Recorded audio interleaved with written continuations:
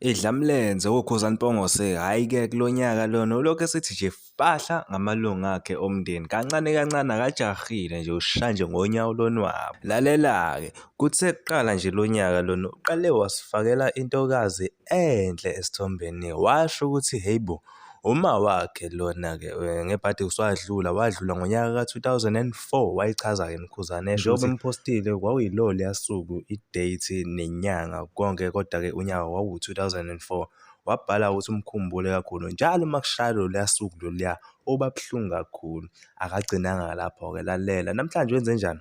Uvele nje wasithi fa ngobhuti wakhe omncane kubaba wakhe, umagcina lo okuwuthunjana wakubo-ke.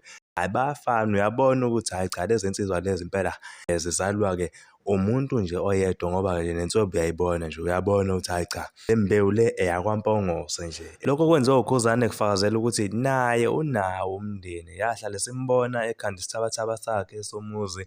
Awumuntu ongavamisile nje ukuthi aphoste amalunga akhe omndeni, kodwa-ke lokho siyabona ukuthi cha akhona unabo abafowabo. Singazi-ke odadewabo akaze baphosta, kodwa-ke nje siyabona ukuthi hhayi cha umndeni unawo uKhuzani. Angiyivale ividiyo, ungakhohlwa ukuthi usubscribe, danke lapho.